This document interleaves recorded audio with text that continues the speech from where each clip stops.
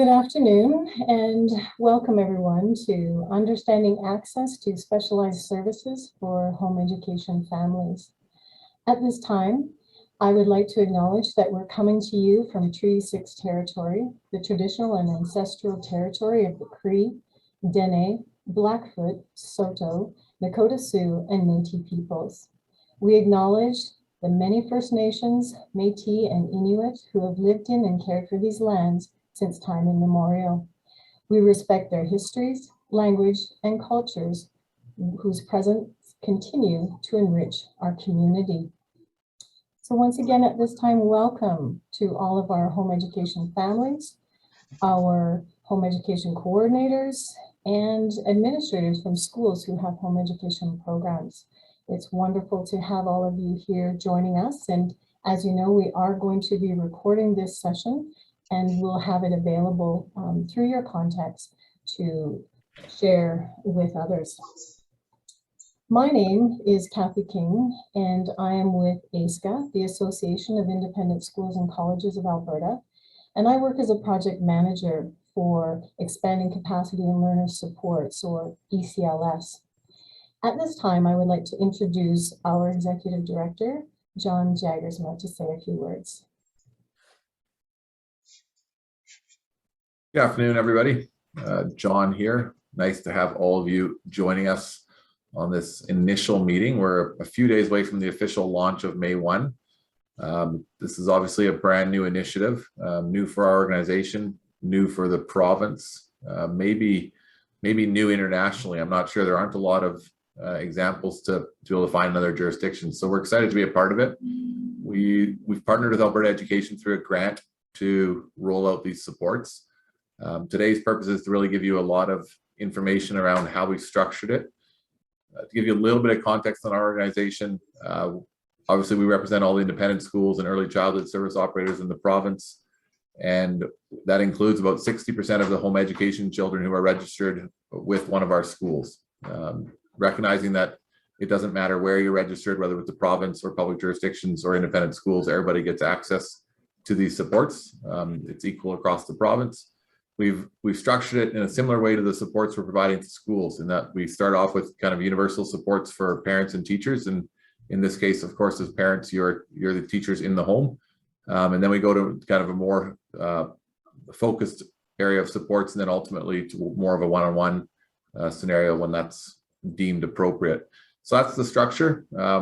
We're just getting started. As I said, we're recording this to give you all an opportunity to kind of get the information and to go back to see it again or to share it with other families as required. And ASCA, in order to do the work, has partnered with Con Communications. And so Nasheen Khan will be joining us, who leads that organization, and they'll be doing a lot of the work as a service provider. So excited to be part of this. Thanks, Kathy. I'll send it back to you. Thanks, John. At this time, I would like to share our website, because this is a wonderful resource and really a starting point for our families. And what one would do when they got to the main page is they would either click on our learner support or the ECLS button here. And that will take you to a number of resources in the areas that we are providing specialized services for. As you are here, you would scroll down and you will see the different areas. For example, if you had some concerns about your child in speech language, there's, when you click on Learn More, there's, would this be an appropriate referral? Is this what I need? So you want to check out those resources. But if that's not helpful, we also have video library where you can access different learning resources or workshops. And Nasheen will talk more about that as well. So at this time, I don't want to take up any more of our time. We've only got an hour. And during that time, if you have questions, and we're looking for generic questions, we're not doing cases, individual cases, but if you have questions, we may or may not have time to address them at the end of the presentation. But know that if your questions are in the chat, we will take those and turn them into an FAQ and be able to share that with folks. So that's, we plan to take about an hour of your time. And with no further ado, I'm going to turn it over to Nasheen. Thank you.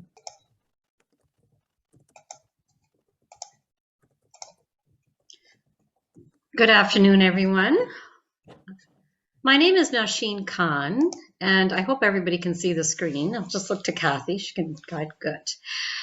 So I'm Nasheen Khan, and I'm a speech language pathologist by profession, and I'm executive director of Khan Communication Services. Our agency is located in Edmonton, Alberta. However, we provide services all over the province, including speech language pathology services, occupational therapy, behavioral supports, physical therapy, and psychology assessments. And for the past 20 years, we've serviced communities in Northern Alberta, particularly using a combination of on-site and virtual services to see students. And today we're expanding learner supports to home education students. So who is the service for? The service is for parents who are the primary educators of children in their home. So as we know, home education parents are responsible for managing, delivering, and supervising their children's course of study. This service will provide parents information from consultations, assessments, resources, and workshops to enhance parent skills. The service is not for home education students who are in teacher-directed learning programs. The purpose is to build parent capacity. So the information that parents are going to receive from the services I mentioned, consultations, assessment, resources, and workshops, they're intended to help them learn more about their children and how they can address areas of concern. So in doing so, parents would have access to virtual consultations from professionals like speech language pathologists, OTs, behavior mental health therapists, consultants, and assessments for any of these professionals. So today we're going to talk about how home education parents can sign up for this service, and then a little bit about what the service looks like. So let's start with the signing up part. So you would go to this website, concommunicationservices.com, and look for the dedicated part of the website called Home Ed. Okay, and you would click on the link, and you'll see a registration page. So since this is a new service, everyone would select the first option. And if you are following along right now on your devices, you won't be able to see this page from our website today because it is April 27th, 2022, but our service begins in May. So on Monday next week, these pages will be live. So you would start by confirming that you are a parent of a home education student. And we need to verify that you are in Alberta, and we would ask you for some information. Now, if you are not registered with a home education authority, or you're having some trouble here, as you know, as wonderful as technology is, sometimes that happens, please call this number. Today would not be a good day to call this number because, as I said, we start on Monday in May. So you can call this number 440-3251. Sorry, that's area code 780-440-3251, extension 1 for home education. And so assuming you're okay, you can continue on with this form. You would provide some identifying information about your child. Okay. Oh, I'm so sorry. Back here. So you will have an opportunity to share what area exactly you have concerns in. And then you'll describe your concerns in detail. You do have to give us some information here. They can't be left blank because our consultants need that, you know, it is one thing when we are servicing a larger community spread across our wonderful province, we need to get to know you. So please do fill out these fields, letting us know, describing your concerns, how it impacts, and any other supports and services that you're accessing in the community. You will acknowledge the terms of the services and provide consent, and I'll particularly want to draw your attention to the fact that you have to acknowledge that our agency has to provide data to ASCA on home education services that we provide, and so that is part of the consent. Okay, so once you've given us consent, agreed to the terms, the next step is that you'll have a calendar that opens up, and you can select a day and time that works for you for this initial virtual consult. And you'll have to put in a little bit of information again. The reason we're taking names and emails again at this point, although you would have done it in the registration form, is because the system will send you notifications and reminders of your appointment. Okay, so then you will get your confirmation. You would get a Zoom link, and in the first meeting, the intake consultant will review your form and verify the information that you've submitted. And then that intake consultant will help you set up a meeting with the right professional. Okay. At this point, in order to book that subsequent meeting with the professional, you are going to need a login and a password to have access to the specific calendar for that professional, speech language pathology, OT, behavior, mental health. But the intake consultant is going to walk this, she's going to go through it all with you one-on-one. We want to make sure that you're connected with the right professional and the right calendar. And most of the consultations are going to happen virtually. So we also want to make sure of security and privacy. And so that's why we're going to do it this way. Give everybody an initial consult first, and then on to the service provider that you need. Okay, so that intake consultant is going to review the form, discuss areas of concern, and as far as our agency, we are a group of speech language pathologists, OTs, trained assistants, behavior consultants, so on. So any of us that are doing your first intake, we can, at times provide you with resources right away or direct you to a workshop before you have the meeting with the professional you're looking for. I want to talk a little bit about screenings and assessments because that is part of the scope of the service. There are many screenings and informal assessments that can be completed with specialists virtually. I'm going to give you some examples later. And so when that happens, the clinician, let's say you're seeing an OT, and let's say you have concerns around some, a motor skill or a sensory skill, that person would be able to do some level of screening and assessing online. And if so, then you would be given strategies right away based on those assessment results. However, in some cases, a virtual assessment isn't going to be sufficient, and the consultant may recommend something in person. So in that case, there could be an in-person assessment scheduled for you, and for that, it would be scheduled in a central area of the province. So our wonderful province has many great communities, smaller communities, rural communities. It would require some travel to a more central location. And that is where you'd be given an address, like a particular professional's office to go to for getting that assessment. So once you've had your assessment with a specific professional, either virtually or in person, you may want to go back and see a consultant, just as you did when you had your first meeting, because you may want to review the results of the assessment, or you may want some parent coaching on a specific skill. And so in that case, you would return to that dedicated part of the website at concommunicationservices.com. And this time you are going to select the second option because you are coming in for a follow-up, and you'll have a shorter form to fill out. You'll be asked for a few questions that we want to track in this parent capacity model. So you'll be asked to fill out some information about what you learned from the assessment or from your first visit, any strategies that you are using, and what specific area or what specific questions you have for your next visit.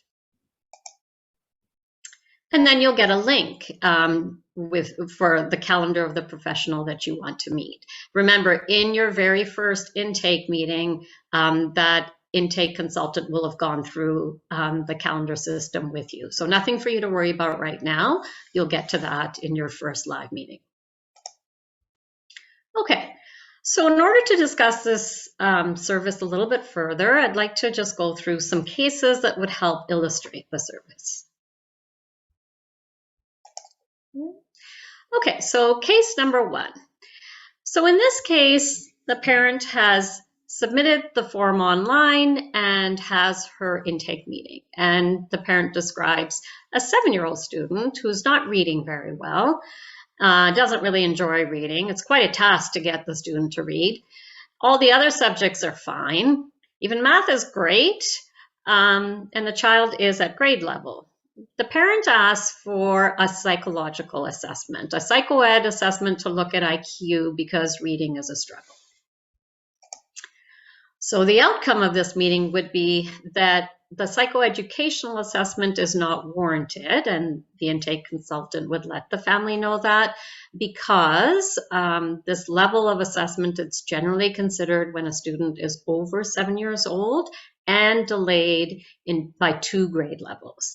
And so for this kind of scenario, it would be better for a parent to reach out to their home education facilitator to discuss resources and reading programs. We'll look at the second one. So in this case, we have a parent that shares that a 9-year-old student has difficulty with organization, planning, and integrating information. The parent has shared that just a lot of extra time is needed to help the student learn and complete work, and the parent doesn't have strategies in place. So in this case, the intake consultant would schedule a consultation, a virtual consultation with either a speech-language pathologist or an occupational therapist to investigate what we call executive functioning skills. And so the professional would then, I'm sorry about that, I clicked too much. And so the professional would give strategies to the family and then invite the family to take one of our workshops. And if you look at the far right, we have a workshop on executive functioning. So some of them are already recorded, and later I'm going to give you a site where you can go ahead and access it. But we always have live ones coming up where an OT or an SLP is giving a presentation, and it's more interactive, and parents can be sharing information if you don't mind. You have the virtual consultation that's individual, but there are live workshops for some more collaboration as well.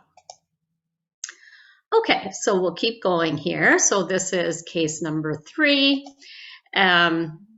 This is case number 4, 5, 6. Just some more examples of how this service could be used. So we have a parent that expresses concern about a 6-year-old who has some moderate articulation delay of speech sounds, and it's impacting social skills. Case 5, a parent is concerned about a 7-year-old that's having trouble with some letter formation. A 12-year-old is demonstrating some behaviors, not aggressive, but non-compliance, and it's tough for a parent that's also a teacher, teaching your own children at home, and maybe you want some strategies around this. So all of these cases can be addressed within the scope of this practice through parent coaching and consultations. So I know that parents will ask this very question, how many consultations can I sign up for? So as we know, the purpose of the service is to build parent capacity, and some areas can be addressed in 1 or 2 consultations with a professional. Other areas may require about, maybe a sequence of like 4 to 6. Sometimes if you're working with a consultant on a specific skill, like a specific speech sound or a specific fine motor skill, then maybe you want a sequence of consultations. And then maybe you want to have 4 in a row and then go practice for a while, and then maybe after a month or 2, contact the consultant to review again. And that's fine. Once you're up to about 8 consultations with one professional or a group of professionals, you're really looking at a much higher level of service. And this service it's not meant to provide like ongoing intensive direct intervention to a child. Parents seeking a more intensive level of service can use information from the assessments to seek supports and services in the community.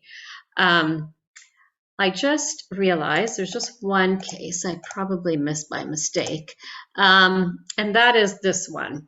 So let's say that a parent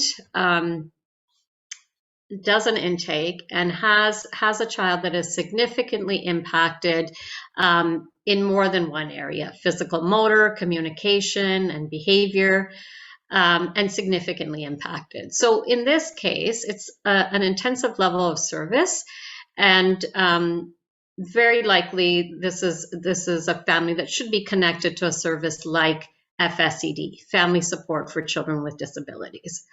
So the family hasn't completed intake with FSCD, so our service providers could do an assessment or two in order to help the parent with intake with FSCD, and the information from those assessments would be valuable for completing that intake. Okay, so let's discuss resources now. We do have a YouTube platform that you can actually already start looking at resources that are available to you as parents. And now we are going to have more resources added to that dedicated section of the home education page of our website over the next few weeks. However, these social media platforms that I'm going to give you information about, there are already video demonstrations, recorded workshops that we provided last year. So here's a little step-by-step for accessing the platform. And I've written it out here, and it'll be part of the handout, but I'm actually going to take you right through it. So you can go right back to our website, the home page, and then you want to go all the way to the bottom at the footer. See that small icon there for the video, and you can click on it, and on the YouTube page, you will see playlists for occupational therapy, speech language pathology workshops, lessons from our Chatter Skills social skills program, and a puppet show program for early language development. So we'll be adding to this. Our mental health consultants and our behavioral interventionists will be adding more content to this platform. If you'd like, you can subscribe and get notifications for new content. And I'll show you just a few other platforms. So if you have a teenager, as I do, you're already quite familiar with Instagram. I'm sure I have a lot of unauthorized informal pictures of me, thanks to my children. However, I have noticed that more parents are seeking information on platforms like Instagram because it can be delivered so nicely, very visually, and in a way that's very engaging. So our Instagram page is called ConCom Services, and the address is right there. Instagram, this page can give you resources, but also links to research, practices, and terminologies like what is executive functioning? What is social referencing? What do we mean when we talk about perspective taking? So these are quick ways of getting information. And here are the steps again. So I've listed the steps for accessing our Instagram account. Again, you'd scroll down to the bottom. There's the Instagram icon, and it will take you to our account directly. And again, you can choose to follow, and you can also choose to enable notifications for new content.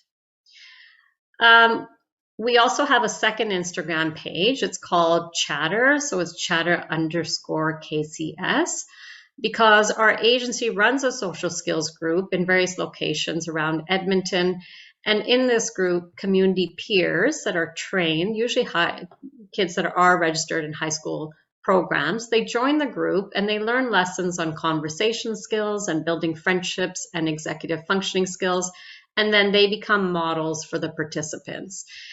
So it's an environment where everybody, our neurodivergent and our neurotypical young people, are learning and practicing from each other. So on this site, we discuss various topics, current topics on social skills, lessons and research on social communication. And we often feature our volunteer peer mentors. And many of them have wonderful stories about their learning experiences and what they've achieved. So that is that Instagram page, chatter_KCS. So this concludes my presentation. I'm going to just hand this back to Kathy for any questions. Thank you, Nasheen. And yeah, I think that's very informative. Folks will have access to the recording and I'm sure, Nasheen, the slides so that they can go back over and refresh their memory. I've tried to answer some of the questions, certainly not all of them, and some individually and some as a group. One of the questions, Nasheen, that comes up is around the FSCD supports. And a lot of times FSCD is very particular about we will support the child, but not in school, like it had nothing to do, right? So you have much more experience working with FSCD, and maybe you can speak to that. Yes, that is true. FSCD will not support in a school location, and FSCD is also a parent-driven model. So when they send a team to your home, you know, your home education. So you would just structure your day like keeping your FSCD program time in a day separate from your child's school time in a day. So the consultation and the service, there's consultation that's directed to a parent. So a parent has to be available for the consultation from a multidisciplinary team. And the child has to be available for their portion, which is the direct service to the child. So it just can't be happening at the same time as a school program is happening, which is probably easier for a parent to adjust than it is for a school. So if your kids are not like attending school and their schooling is in the home, then I would think that it would be easier for parents to, you know, to manage the timing of when a team comes in versus their school program. Yeah. Thank you. Lots of questions flying in, and as I say, we may or may not get to all of them, and what we don't, we will try to answer in our FAQ. I do have some questions in regards to children who've already been diagnosed. They have a diagnosis, possibly on the spectrum, and what types of services in a school. Those would be coded children and they would have access to the supports that way. But can you talk a little bit about maybe a family in this situation at home? Yeah, so again, because of our services being consultative, this is not like an FSCD service. FSCD service is definitely a more elevated service. It's more direct. It is to your home, whereas our service is the consultation portion is by virtual, and it is only the assessment that is on site when you need an assessment. So, so what our service can do is link you to supports and services in the community like FSCD or like a specific AHS clinic. But as I said, as soon as you need that elevated support, then yeah, you would have to get it from a specialized agency. Right, and I think questions coming in about some clarity around expectations, people thinking that this is direct service to a child. And even when we go into the school, that's the last resort, right? We want to work with the staff who are working with the children every day and giving them the tools to be able to work with the children who have difficulties in certain areas. And so that's the same approach that we're taking here. You're right, it isn't a direct service. Can you expand on that, Nasheen? Mm-hmm. Yeah, so we have provided services to home ed families this past year, just for, you know, a sample of families, and it was consultative. So, for example, when we had elementary age children who did need speech therapy, they would come online and they would do some speech therapy, and then some parent coaching was also provided so that parents could practice in between the sessions. So it was sort of a combined model, a little bit of work with the students and then the parent coaching, and then the parents would schedule as needed. So they would be given enough strategies, demonstrations, resources that they could keep going and incorporate it as part of their teaching day, and then would reach out when they needed their next consultation. So yeah. So it's definitely not like a clinic. If you were looking at, let's say, a student who had apraxia and needed like a rigorous direct service, then you would be looking at contacting your local AHS health unit, and then accessing a speech language pathologist for apraxia therapy. Yeah, so I think,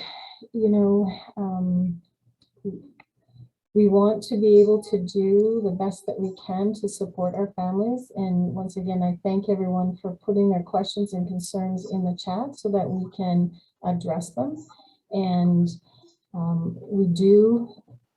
we're very thankful that Nasheen already has this experience in working with families and knows some of those needs out there. And we will continue to grow in this area and in these supports and continue to learn and try to address the issues that are there.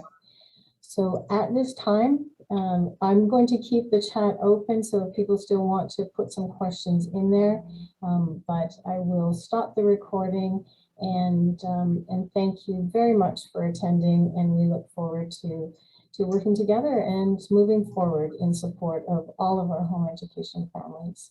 So once again, thank you so much. Bye now.